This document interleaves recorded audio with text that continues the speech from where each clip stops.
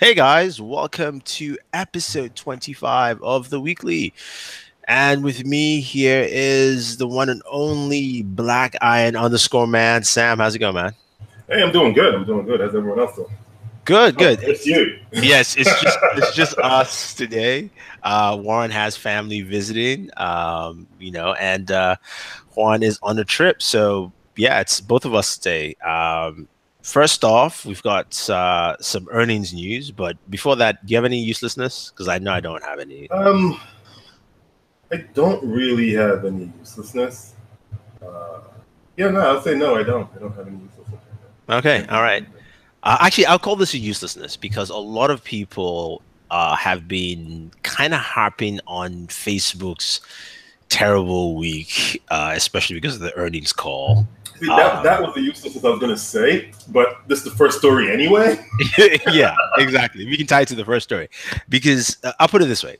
This is my thought process first before we get into this is that a lot of people don't know anything about stocks, the economy, markets, or companies. So when they see a headline, and because Facebook, of course, is now a current punching bag because of all the things that happened, it's like ooh, yeah, especially a lot of tech blogs who've been writing like, biggest stock drop, things like that, and not actually understanding how markets work. But that being said, Facebook had not the best Q2 earnings for any company. Earnings per share was 1.74 versus 1.72. No, no, Revenue, no, no, no, no, no. Say that again, just so yeah, everyone hears that. exactly. Earnings were $1.74 versus $1.72. So $1.72 was the earnings that they had compared to $1.74. So They that was 0.02 cents. Just to be yes. clear with everyone, and that's what's driving the stupidity. The revenue was 13.23 billion versus 13.36. Yep.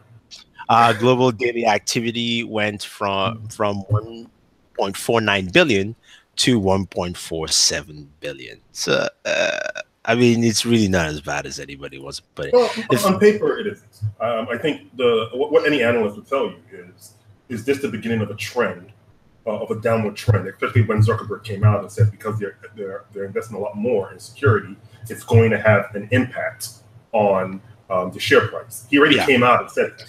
So yeah, people are saying, "Oh, this is going to be a new trend for Facebook. Is always going to be going down." No, it's not. Okay, it's one of these things where Facebook is still the preeminent place for people to go and buy data about customers because they have so much of our data. They don't understand so many points of interest for us that people can use to translate all this data. But yet, people, I guess, people are worried that it's going to start a trend. Oh yeah, definitely. I mean, here's something from another site. Just I have both links there in the description for you guys. Takeaway is that from the earnings call, Facebook is going to have slower growth for the foreseeable future. They stated this earlier. Besides that, operating margins are expected to decrease. Investors should dramatically see change in its valuation. Long-term investment thesis remains the same. Facebook's strong economy modes ensures potential growth down the line. So there's still a lot, and they do a breakdown of why the stock dropped 20%, even though as I read the breakdown I go, you shouldn't have. To me, it's more of the market. One of the things you hear from this is that a lot of people will say, oh, it's a good time to buy Facebook because Facebook valuation that hit $212 a share or something like that. Yeah, it And went all the way up to I think 217 when the drop started. 217 and dropped to 165. Yeah, I mean, it's a good time to buy. It's the Oh, yeah. market. Look, the market is getting punished. Facebook was getting punished for some of the issues it had with the breach, and also marketers are trying to drive it as low as possible to buy the stock because Facebook as a company is a profitable company. This is not like Facebook posted it lost or they lost value. And remember, that's the thing about value with companies is that it's value. It's not the cash they have in hand. It's not like the company's losing money. It's just stock value that's intrinsic to how it's doing this point in time. Something like Amazon, for instance. Amazon is approaching $1 trillion in value as Apple, as Microsoft. Facebook is also on that path to not as high as those guys, but they're all on that trillion dollar value change. But Amazon's value could change tomorrow. Same way. Right now, what's his name? Jeff Bezos is the richest man ever, at least in modern times, at $150 billion in value. Doesn't mean he has that in cash. Now, technically, I would still say maybe even Bill Gates might have more money in cash. Who knows? Bill Gates, realistically, Bill Gates gives away so much money, and he's still number 2. Yeah, so it's not even at this point. The question for the richest person in the world is it's a moot point, because if you look at what Bill Gates is giving away, if you look at what he's given away $100 billion in the last 20 years or so. So he's given away at least 3/4 of the value of Jeff Bezos. Mm-hmm. Warren Buffett is also giving away quite a lot of money. Oh, exactly. So again, all this stuff, just to put it into perspective for you guys, is its valuation. And again, one of the things that is interesting with Facebook is that Facebook has been planning for days like this. Whether it pans out or not, they own Instagram, they own WhatsApp, they own Oculus, they're doing things with internet, supplying internet. And then, I hear from a lot of people like, this is why I stopped using Facebook, blah, blah, blah. Like, there's a lot of that stuff. I was hearing the same thing on podcasts as well this week. And they're like, yeah, I use more Instagram. I'm like, you're using Facebook. and that's the thing that is missing from here, is that even if you use Instagram or not, or you use Facebook, the matter of fact is that Facebook, Zuckerberg said this about 3-4 years ago. He's looking at acquiring the other 7 billion people who don't use Facebook. So you're already in, and you may or may not use, which is why Facebook has that, the internet programs in developing countries where they are either having balloons or drones provide internet. Solar powered drone they have, yeah. Yeah, so strategically, business-wise, I think they have a grasp of what they want to do long-term. But it's just an interesting week looking at the earnings calls for Facebook and how that has stirred the social commentary, especially around tech. Because again, like for me, my Twitter is mostly people who, follow tech or like tech, and seeing some of the comments of people saying like, yeah, this is why I don't use Facebook. I'm glad I'm off, and this and that. And, I think we're all connected to Facebook no matter what. We've talked about this before, Sam, where we're like, even if we don't use it as much, that connection and being able to find out about things about friends you haven't spoken to in a minute. I haven't gotten rid of Facebook. We still have meetups that use Facebook as the calendar. I still have a few people who use Facebook as their primary way of texting me.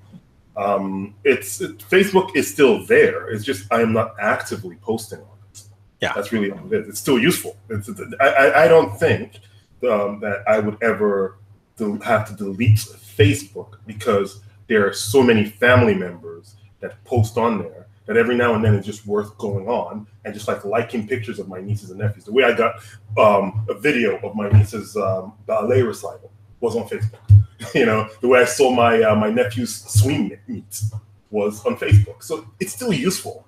It's just, for me, it's not something I actively go out and use anymore. I don't use Facebook to communicate to others. I use it to consume other people's information. Yeah.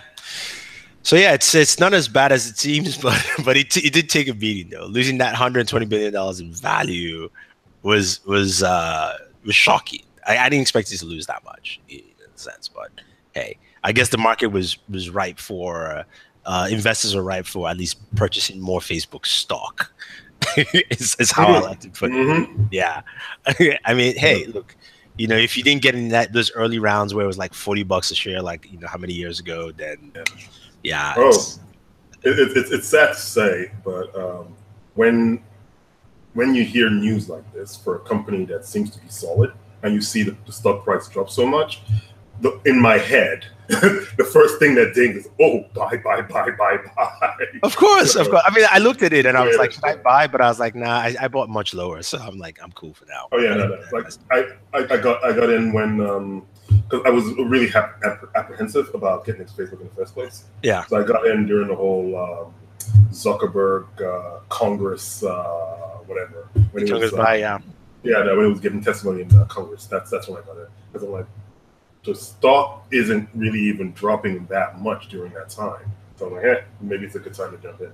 Yeah. Full disclosure, as you heard, we own Facebook stock. So yeah. There you go. Yes. And we are not qualified to give anyone any financial advice. No, not at all. I mean, not at all. I mean, I can tell you how I got mine. I got mine really early. When I said the 40 range is when I got in. So, but again, you make those decisions yourself and you do your own research. Yeah, That's how you buy stuff. Moving on, Qualcomm pulls out of the NXP deal. This is one that's been going for a bit. Qualcomm news is quite interesting this week because there are a couple of layers of news here. They pulled out the NXP acquisition. NXP is a European company, and for the longest time, Chinese regulators have been holding back. And there was a few things they wanted, but there was a deadline that the Chinese regulators let pass without producing any rulings whatsoever. And most analysts and investors have said this is because of the tariffs. Yeah. This is a way of basically implementing a tariff on a deal without actually doing anything. So Qualcomm had to basically say, we're pulling off this deal. They're going to pay NXP $2 billion for this proposed acquisition. And this was down. I'll put it this way. NXP deal would have moved Qualcomm size-wise to fend off anyone else who would try to make an acquisition to the company, but also bolster some of their chip manufacturing, especially, I believe, automotive and IoT as well. So it's just interesting to see how the current political climate has both benefited and hit Qualcomm at the same time. Because if you go back, President Trump was the one who basically stopped the deal from Broadcom, right? Yep. And now, technically, again, he's also stopping this deal, even though it's through the whole tariff process. What do you think, Sam? Sorry. Right now, the way I see it, it's simple. Okay, you're having a trade war with China. You're putting all these tariffs on their products. Now, China sees a way to ding the U.S. without, without making it seem as though it's part of that trade war, and it's also basically reacting to these trade embargoes against some technology companies from China. So it's might as well, they basically said, hey, we're not going to do anything. We're not going to make a decision. We're just going to let it pass. We're just going to make sure that Qualcomm doesn't get his foot in the door. And I think at the end of the day, I don't know if it's a bigger loss to all of us, but it does, raise a few questions when it comes to Qualcomm's expansion, because NXP was going to be a good way for for Qualcomm to make that next leap into providing semiconductors. Now, what are they going to do? Are they going to look for another company to buy? Are they going they are doing a $30 billion stock buyback. Yeah.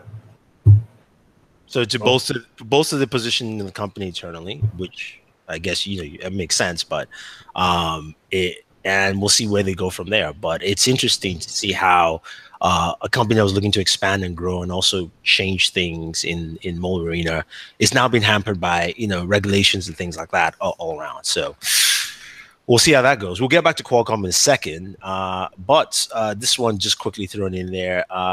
Galaxy Note 9, if you're waiting for the Note 9 like Sam is waiting, and Sam loves Fortnite. I'm just joking. I don't think he loves it. I suck at yes. To put it mildly, I suck at Fortnite. So the kid I mentor was showing me Fortnite on his iPhone. And I'm like, you know what? I'm going to try to get into this Fortnite thing so it's like something else that we could connect on. Yeah. And I played for 30 minutes and I turned off my Xbox and I never played Fortnite. Well, on that note, you can be one of those first exclusive Fortnite players on Android, because rumors is that it would be exclusive to the Galaxy Note 9 for at least the first 30 days.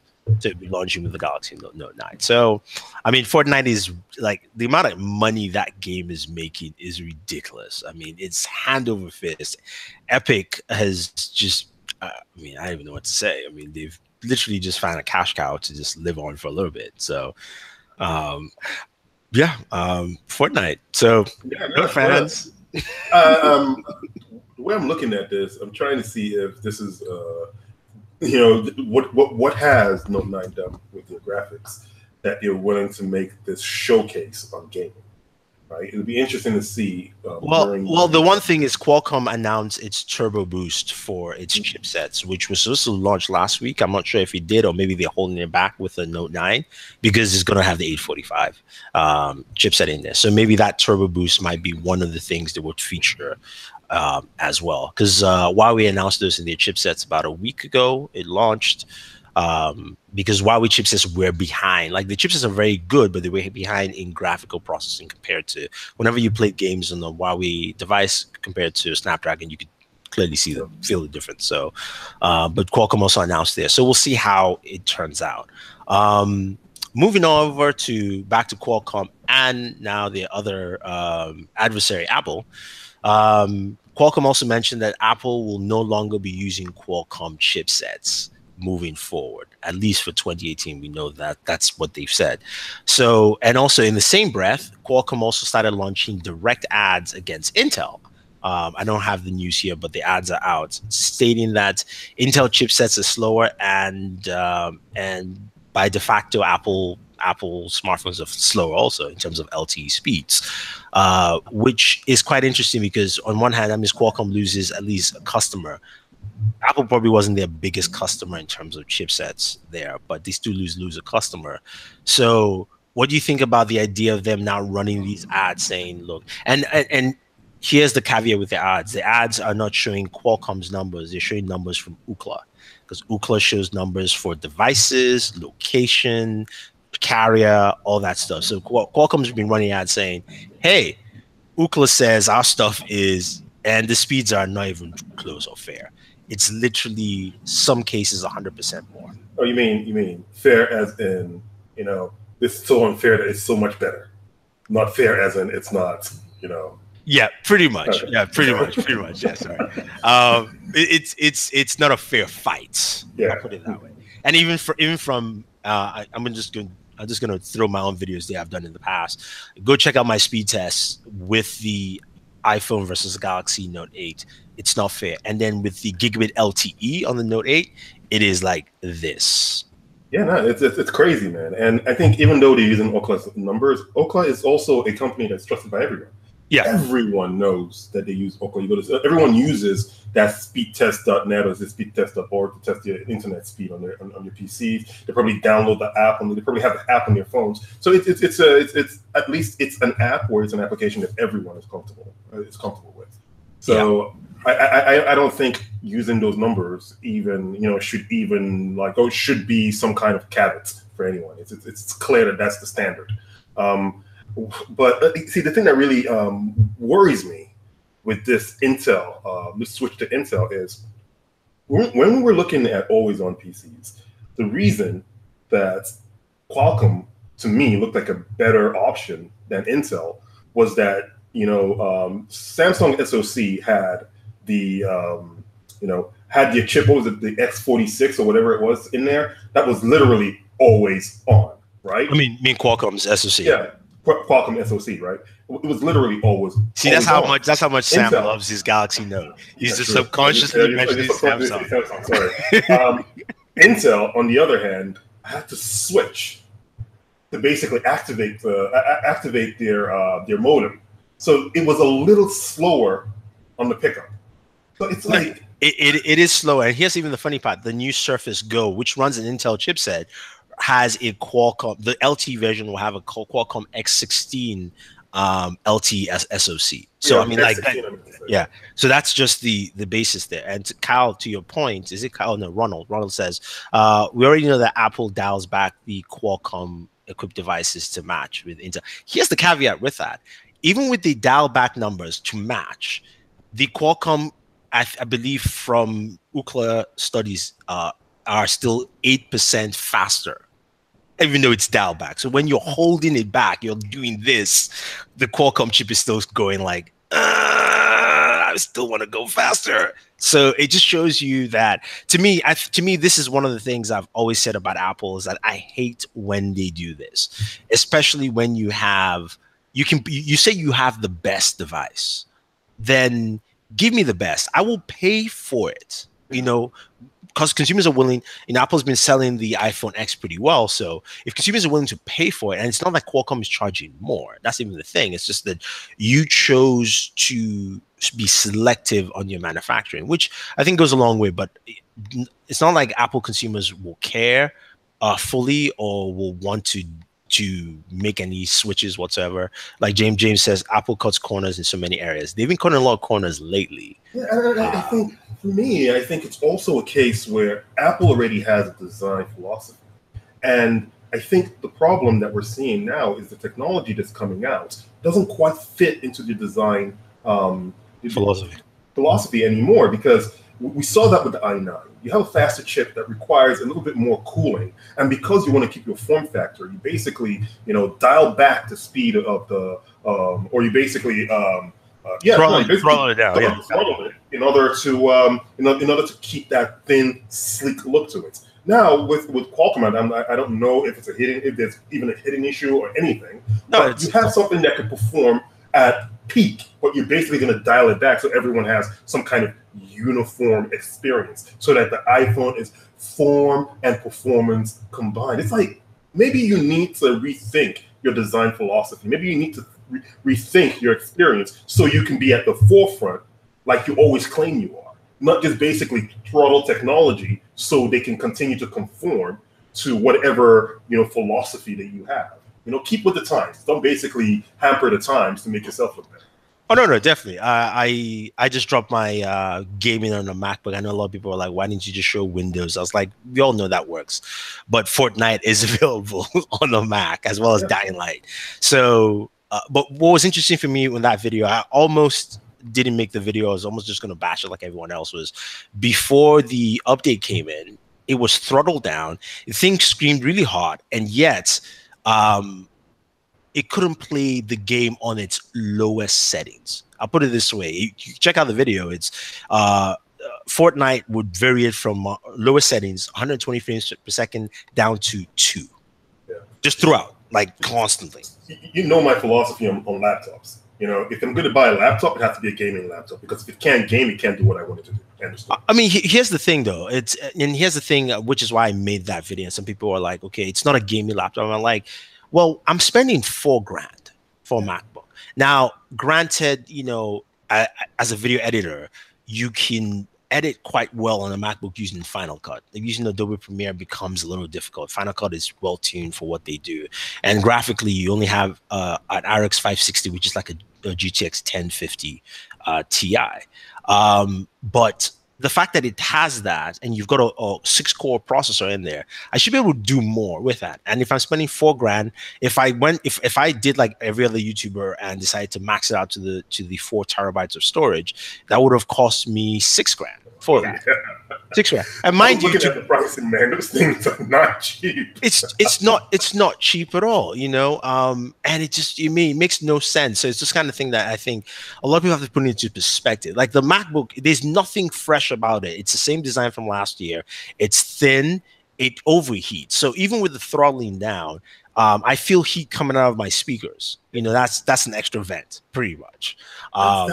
That worries me, man, because that really worries me when there's that much heat in a compressed space, and something that I'm sure a lot of people wouldn't put on their laps, hopefully, but something that people take around. It's called a laptop, right? It really does concern me that, like, now that you're trying to keep things looking a certain way or whatever, are they really putting or taking into consideration your consumer safety?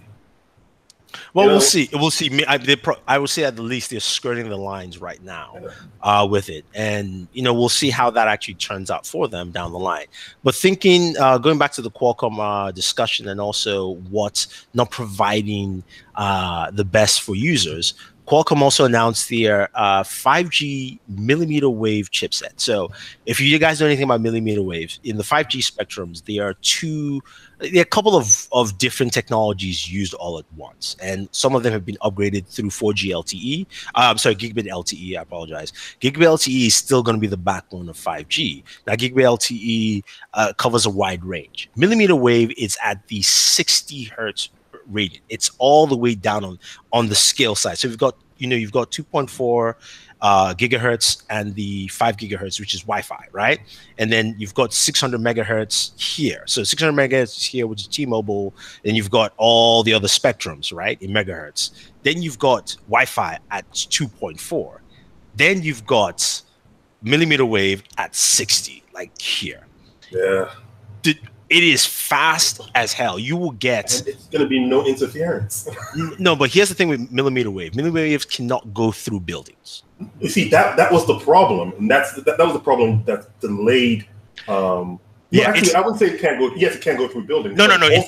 It still can't go through buildings. What it is, where it would basically your phone's casing. Yeah, basically interrupt millimeter wave. Yeah, that was the biggest. It still can't go through buildings. It still can't go through buildings. You're right. But the new chipset that Qualcomm had announced, where they said most possibly will be able to have 4 of the chips in your phone, so on all sides, the antennas, is that because the millimeter waves also bounces off objects. So if there was a millimeter wave coming down from a tower, say on top of my building, it may bounce off one object and bounce.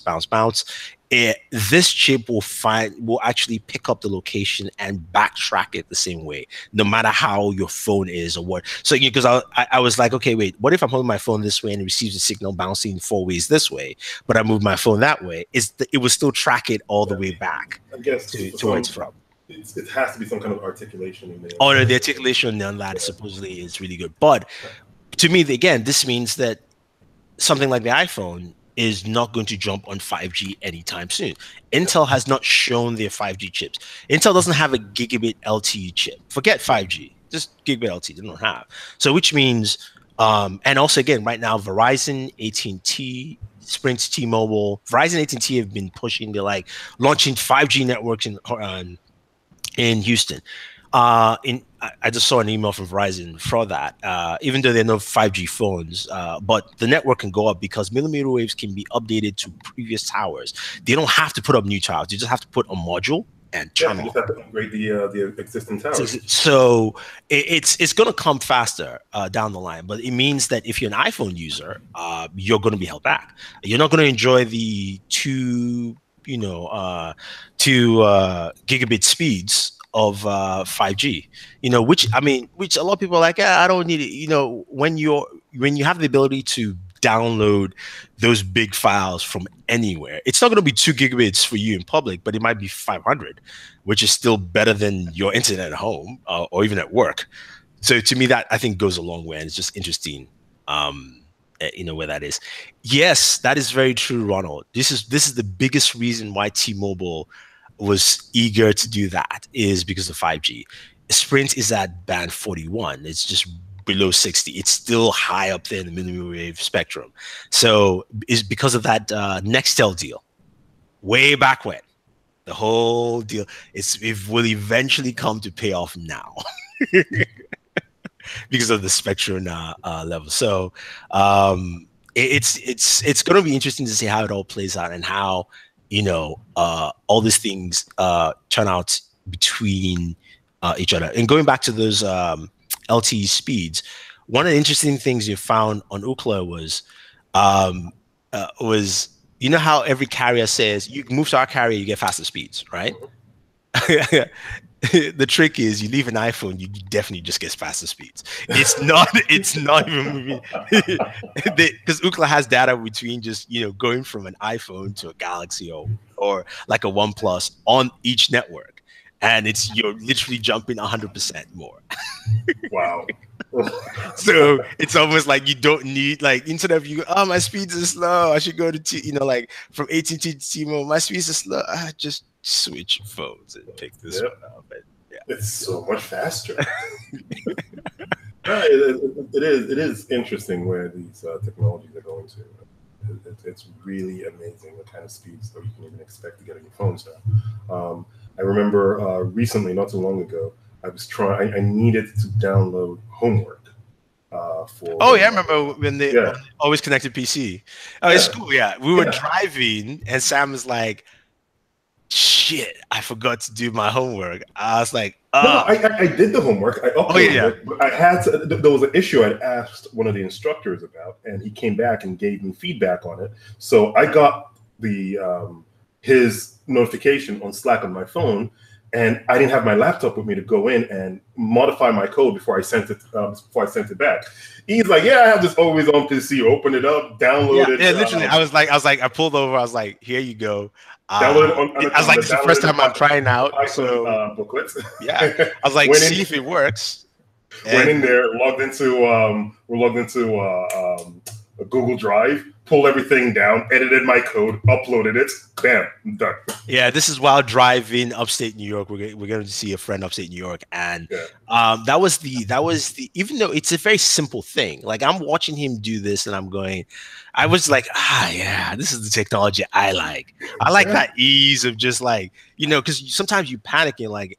And a lot of people are like, I can do it on my phone. No, there's certain things you cannot do on your phone. Which almost makes it interesting to see how that Surface device will be. If it's something where it changes, the module where it's just big enough for you to do that kind of work.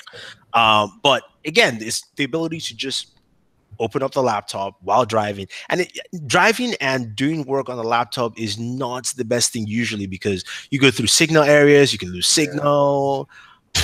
It was really, really great, like being able to do that. That to me was when it finally just dawned on me. It's like, we've come so far when it comes to connectivity and just being able to work while on the go. It was really eye-opening. It was really eye-opening. Yeah. James W says, I hate people who claim you can do everything on your phone. You cannot. Even if the phone is the size of MI Max 3. I think that's like 6.7 or something like that. You can't. That's right, James. I know. I feel you, man. I feel you on that one. All right. Moving on. Google Drive has hit 1 billion subscribers. Yeah, I think this goes back to the conversation we were having last week when it comes to Microsoft, right? With Microsoft trying to go all cloud and the OneDrive and whatnot, and try to push all their cloud solutions, they are still other players in that market. Google I definitely agree. The funny thing is that OneDrive could have hit this mark a long time ago if they had not done that rubbish of limiting people.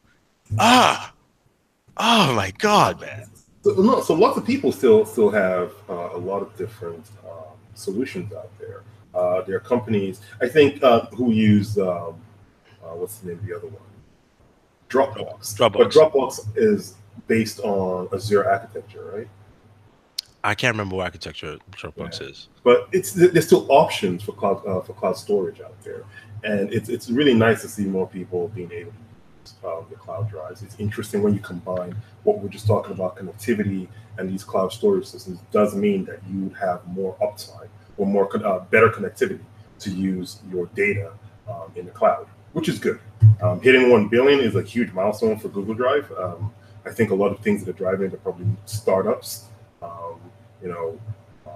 education, like colleges and all these small stuff like that. I think it's education, and also I don't think startups as much. I think it's education, and also they've been doing a lot of drive to inform users that you have Google Drive. That's one of the biggest things, because I use it on my Booredatwork email, but then I started seeing more like just little banners on top, like, don't forget, you've got your Google Drive here on my, my regular email, like my regular Gmail accounts. So I think a lot of that where people, and then also the deals they did with smartphone manufacturers, with Google Drive on, you get a HTC phone and there's you get 100 gigabytes of storage free for 2 years, plus the Pixel as well, so yeah. I think. And B. Floyd mentioned iCloud. Yes, uses Google Drive. But I don't think that's counted as its Google Drive customers. It uses Google Drive's backbone for it. Hopefully that's I don't Google. I don't know what's going on there, man. Like supposedly I got a call from Apple saying my iCloud was hacked. What happened, man? Seriously, guys. Seriously, just saying. Yeah, you need to change your iCloud password. Yeah, I know. I need to. I have nothing there. I saved nothing on that. Exactly. I'm always tempted to just like ignore emails like that, but I'm like, even though I don't use it, I should just make it secure, or I should just close the accounts in some way. Yeah, Yeah, you can't close the you can't close an iCloud account if you're gonna be if I'm testing Apple phones, it's just that's impossible true. to do that. But yeah, and speaking of Apple, and of course their good friends at Samsung, Samsung released a new set of ads called Ingenious. There are three ads. You guys can check it out. Basically making fun of the iPhone. I would say it's not as hilarious as the previous one where they had like the guy growing up and then his girlfriend had a Samsung. Eventually he moved up. But it does touch on a couple of key issues. Like there's one where this woman needed more storage, and then eventually the rep said she should just move to the other phone. It costs $140 more, and she's like, "Any more storage?" He's like, "No, it's in the cloud." And then there was one where a girl comes into the store and she tells her friend, he tells the guy, "Well, my friend, like on his Galaxy, he uses two apps at the same time. Like it's so dope. How do I do it on my iPhone?" So it's like you have to, when you go in, you download this. Like, no. Like I just want to just do it now. And he's like, so I can't do like the Galaxy, right? And he's like, no, no. So yeah, they're nailing on a couple, and then the final one was the notch. The notch, Oh god. the Yeah. guy was like, wouldn't this affect like my movie viewing? He's like, nah, just a little bit. He's like, yeah, but what if I want to go full screen? Yeah, but it still covers it. Nah, you really don't notice. You get used to it. It's like, but I can't watch the movie fully. It's like, you'll be fine. And then they show, remember the guy that had the notch haircut? Yeah. So he comes into the store with his family they all have notches, and That was this sad. this this silly ads. But I mean, what do you guys think? Do you think? Oh, it's more than three. I thought there were just three ads in general. I guess there's more. But what do you guys think of the ads? What do you think? Do you think is effective? Do you think uh, Apple users care? I mean, Apple um, users care about certain features. Personally, I think this ad is not going to change the mind of any Apple. I think these ads are just preaching to the choir. It's people who people already use Samsungs who basically go out there and say, "Oh yeah, look at what my Samsung can definitely do the iPhone can't."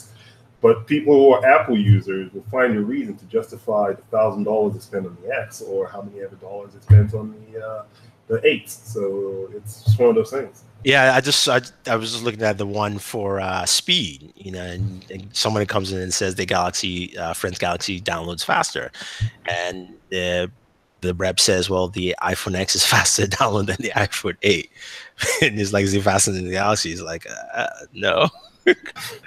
So it looks like they have a couple. They have one on that. They have one on fast chargers, on dongles, on camera, on the notch, and then of course the other one, storage and multitasking, which is quite interesting. If you kind of look at it, if I look at it on this perspective, yeah, you can't multitask on an iPhone. This is not even a lie. It's just straight up storage. There is no expandable storage. It has a notch. On the camera, you can debate. I will give you that, but I still think Galaxy has a better camera. There definitely is a need for a dongle. That is true. It definitely has a fast charger that is faster because it takes 2.5 hours to charge an iPhone. Go watch David's battery test. You see it there. Everybody has done that. It takes too long to charge an iPhone.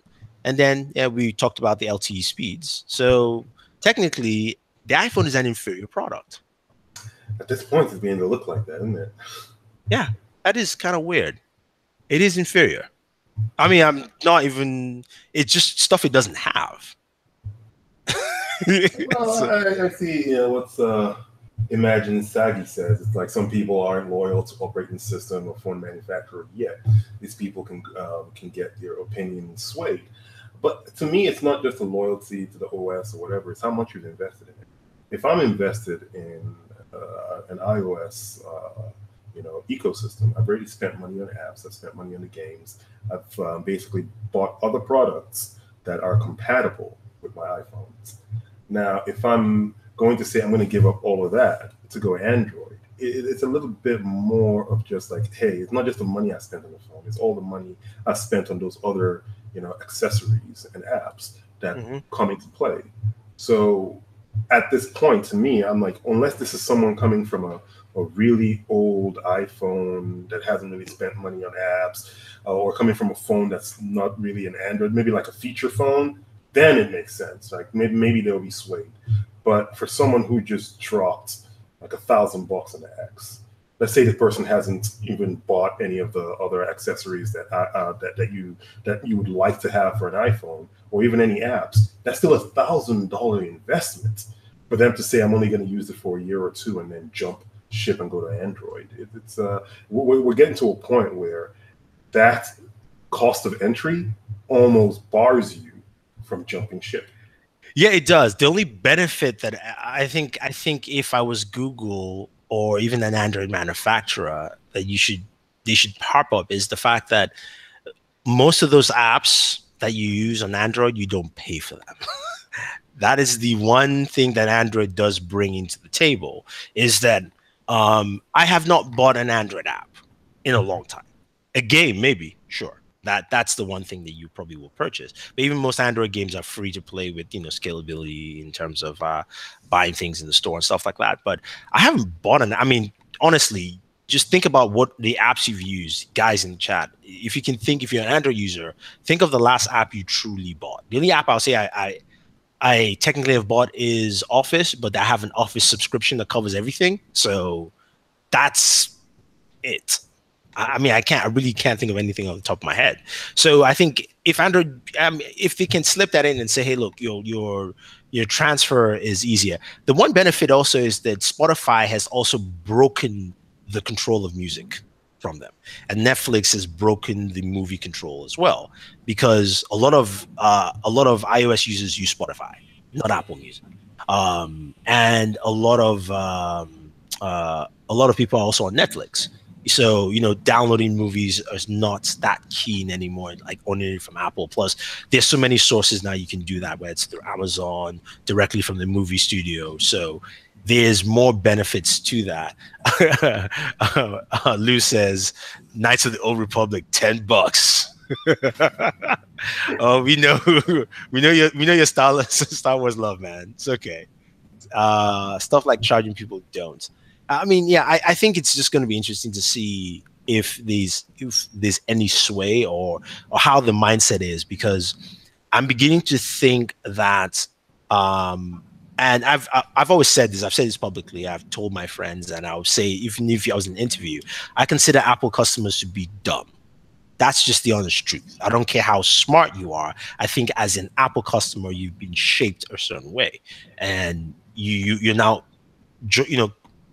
match into the system, and it's very hard. I remember our buddy Gary, when he was eventually switching away from his Mac, his iPhone. It took us a while, because I was like, he had to make it partial because he kept his Apple TV, right? Because he had all these videos he purchased on Apple, so he just wanted to keep it Apple TV. Apple TV. So he could access to all of those. Yeah, so he couldn't even 100%. Move. I mean, I think the thing that helped him move was because he's a gamer, and it was mostly a console gamer, and then we built a PC, and the fact that he could tear it up on his PC, he was like, all right, cool. I think that it's very difficult to move out of that ecosystem, be it on the phone or even on the Mac. So it's not an easy process for people to actually do that. In any case, let's see. My Boy Advanced Emulator. Hey, man, buying emulators out there? Let's see, who else mentioned anything about it? I guess there's only two. Even brands like OnePlus are more interesting than Samsung to people who want to make the change from iOS to Android. LGH, I disagree. That is a fanboy talk. OnePlus will not sell more than 2 million units of the OnePlus 6. It's a great phone, solid, but it's not going to sell more than that. As much as, you have to take yourself away from the fanboy rhetoric that we always hear. As much as Google Pixel, and they've pushed it much better this year, they've only sold 4 million Pixels. That's all. Just put it in perspective how much Samsung sells a year. So it's not like they all make a lot of noise, and it's good, which means Samsung has to improve on what it does best. I never thought I would hear of a 4,000 milliamp battery on a Galaxy Note. but they know competition is tough. They can't make too many drastic design changes, but they can make battery changes and things like that that will fit into customers' mindset. So most customers know Samsung, they know Apple, they may remember LG, but the average customer, ask any family member you know that is not techie if they know OnePlus, other than the fact that you've shown them a OnePlus before, but they know nothing about a OnePlus. It's not in their mind frame, and because it's not, also that's not in T-Mobile stores or AT&T stores as well. Most customers know what they see on TV and what they see in the stores. So it would take a while before that actually gets there, but it's one of those things where, which is why advertising plays a huge role. Yeah.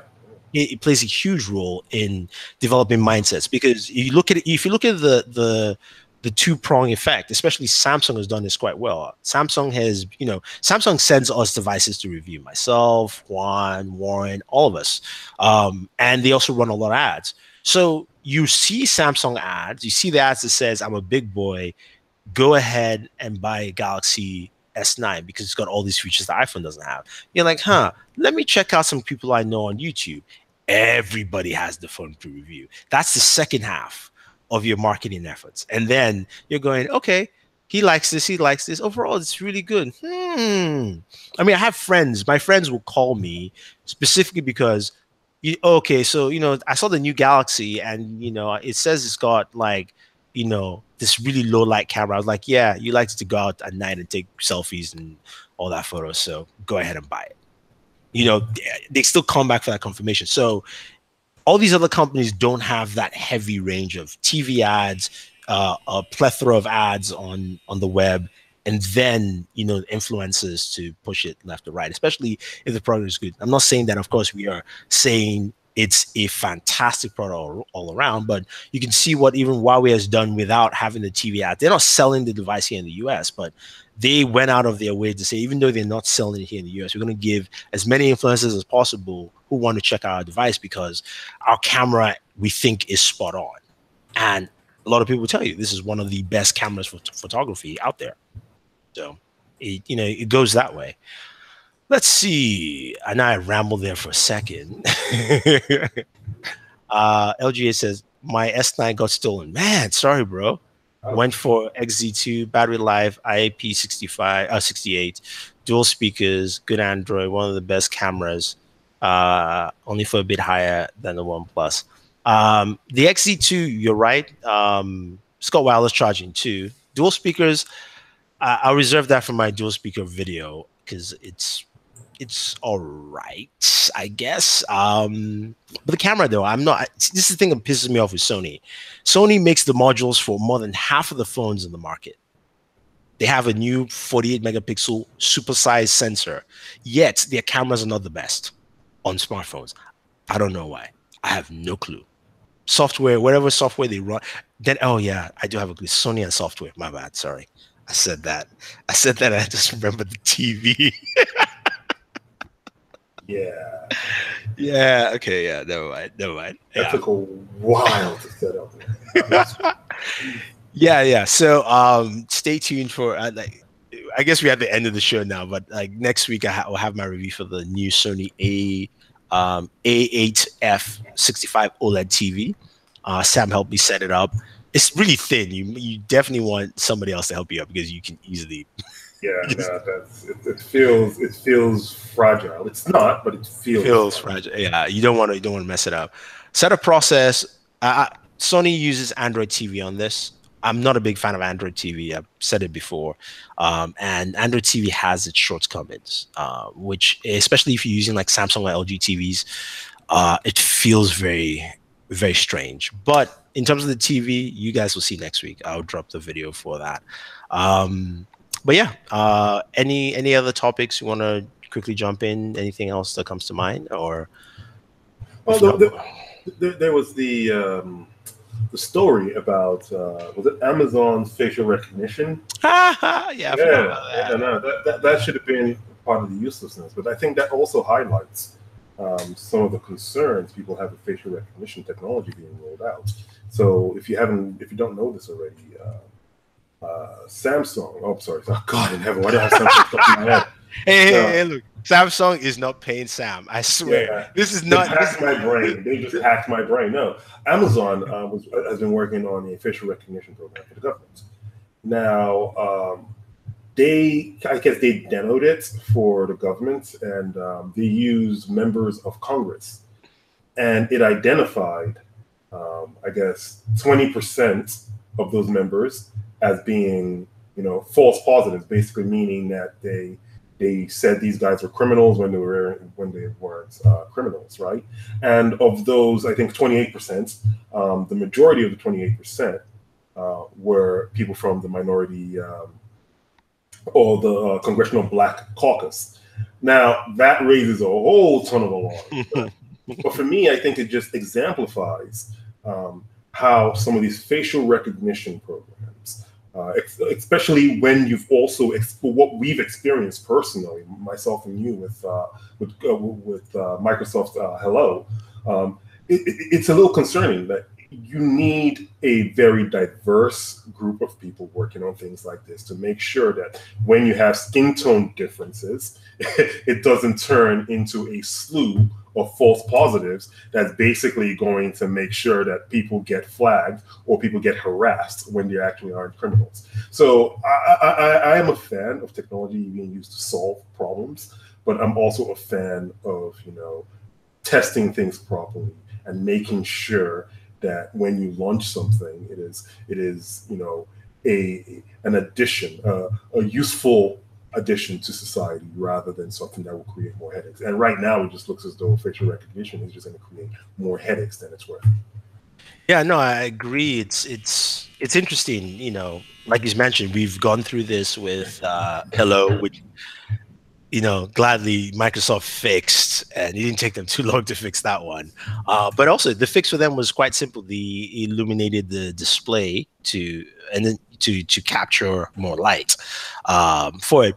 And then that besides the point. But going down to Amazon,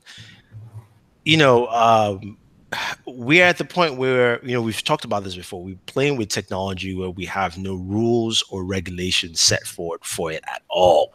Right now we have things like facial recognition, which is all nice and dandy when you're trying to unlock your phone or you're trying to protect your own device. But when it moves away to things like, for instance, I even saw a demo of the Chinese facial recognition system, which has been really good in China.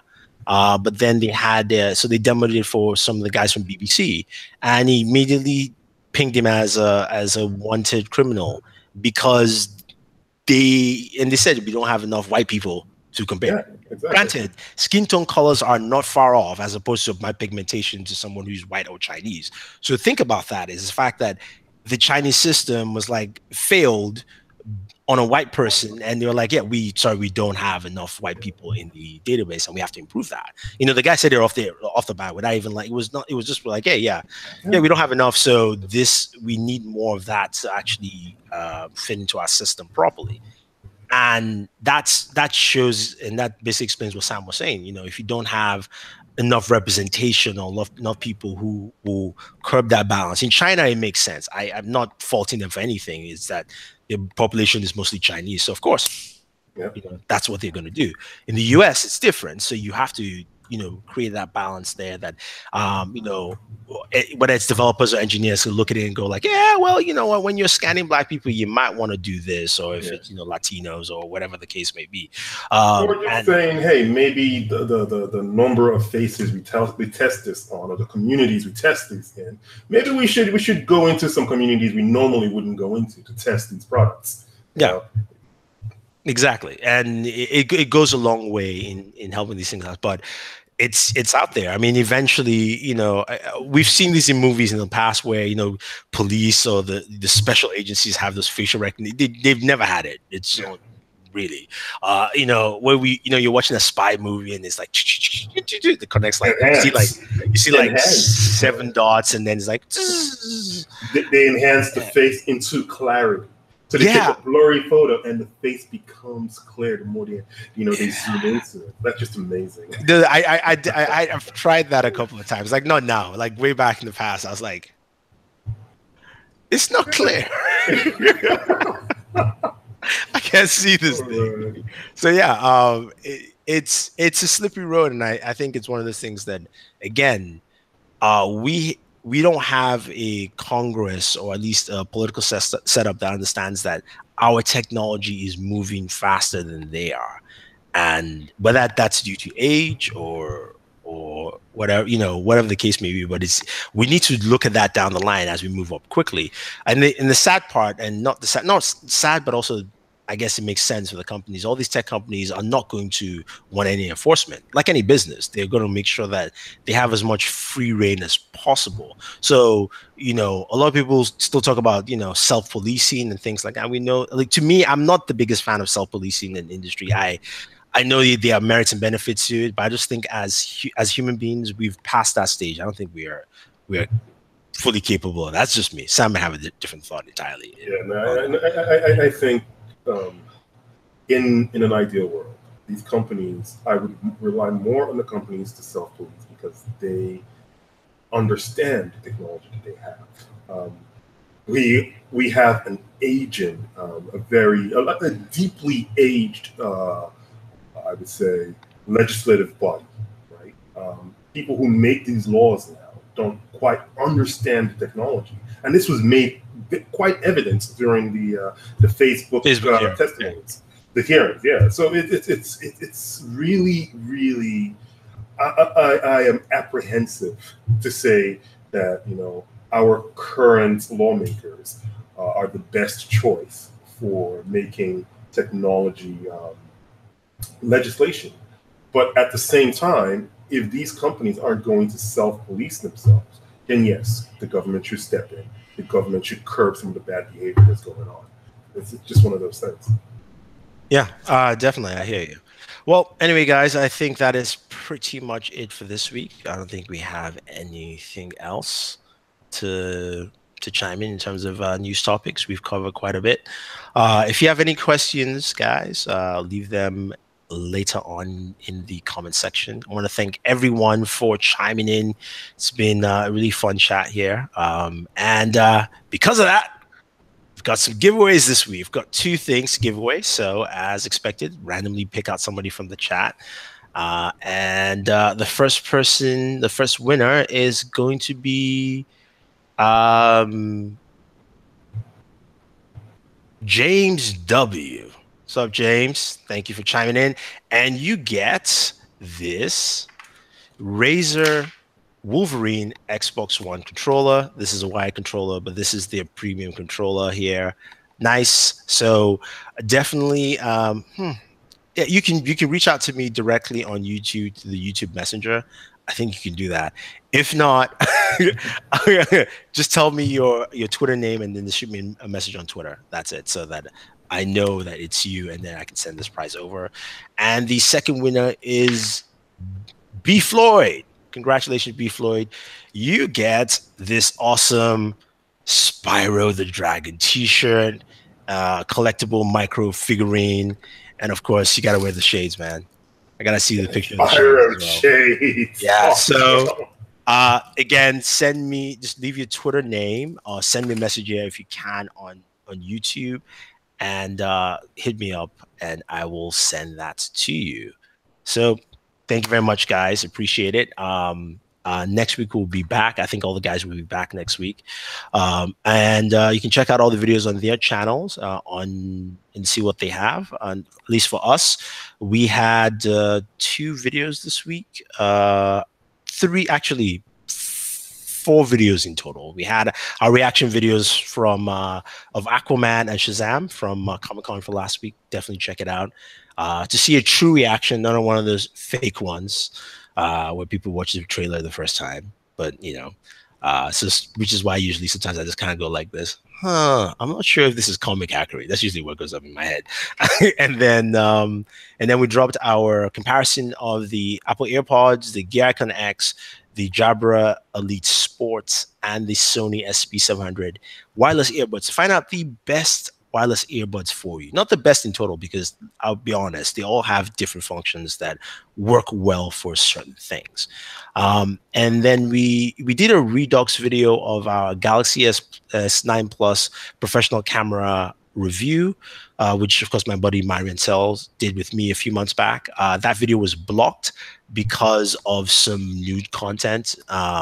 Marion is a professional photographer. He does a lot of lifestyle. So was it the skateboards on the wall that caused yeah. The skateboards. He has the skateboards with some very artistically styled photos. And so we had to re-upload it. So definitely check that out if you haven't already. He helps me out with my camera videos and all these smartphones, at least some of the key ones.